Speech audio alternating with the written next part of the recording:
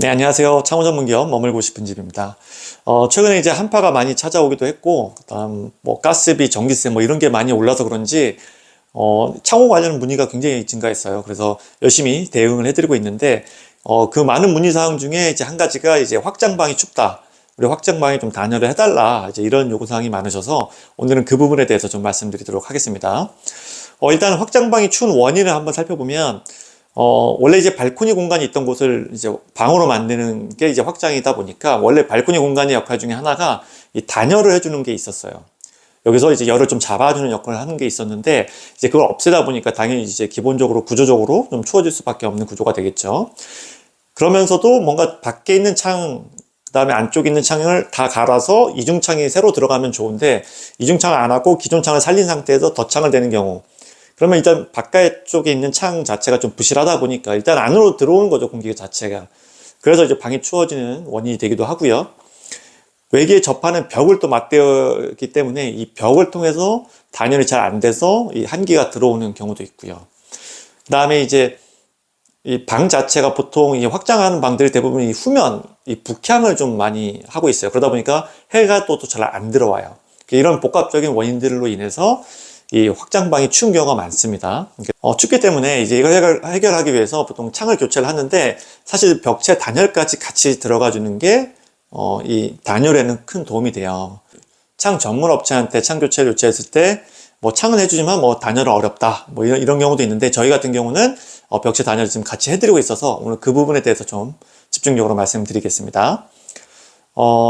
지금 이 사례는 이제 아버지께서 따님 방이 너무 춥다, 딸이 너무 추워한다, 딸을 생각하는 마음으로 창과 이제 벽체 단열을 요청하신 현장입니다.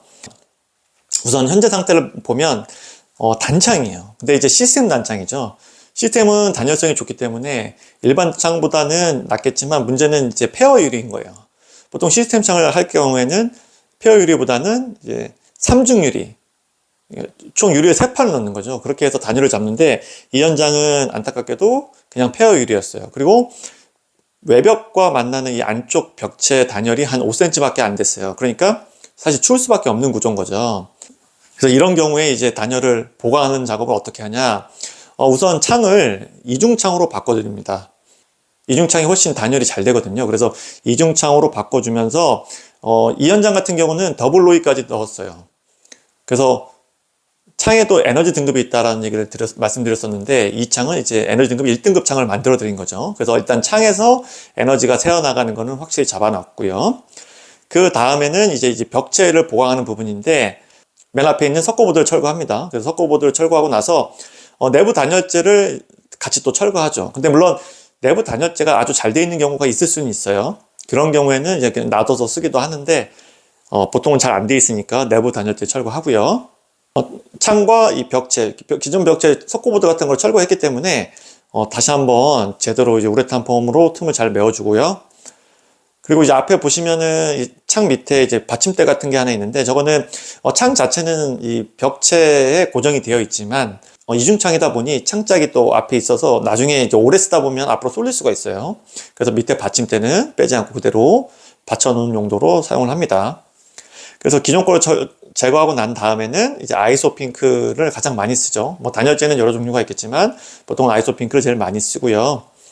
중요한 거는 이제 아이소핑크를 뭐 두껍게 쓰는 것도 중요하지만 중요한 거는 요 아이소핑크를 잘라 붙이는 거기 때문에 그 틈이 비지 않도록 또 폼으로 잘 메워주는 게 또 중요한 작업이 돼요.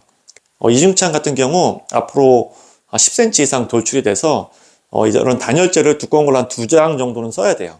그래서 2장 정도 되고 그 틈을 잘 메워서 이제 더 이상 찬기운이 들어오지 않게끔 그렇게 이제 단열재를 설치하고요. 맨 마지막에 이제 석고보드로 이제 마감을 하게 되는 거죠.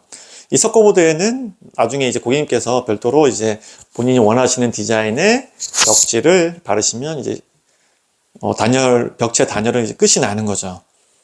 그래서 사실 과정 자체는 그 복잡한 과정이 없고요. 다만 중요한 거는 이제 사시는 집이다 보니까 이런 것들을 이제 쓰레기나 먼지 이런 것들 좀 최소화 시키면서 이런 작업을 진행을 해야 되고, 그 다음에 이제 뭔가 틈이 벌어지면은 그 틈으로 이제 한기가 들어올 수 있기 때문에 폼이나 이런 걸 좀 꼼꼼히 싸서 틈이 들어오지 않게끔 그렇게 하는 게 가장 중요하겠죠. 고객님께서 이제 보시더니 창고장 쪽에도 뭔가 곰팡이가 좀 많이 핀다 좀 해달라고 하셔서 서비스로 창고장까지 해드린 현장입니다.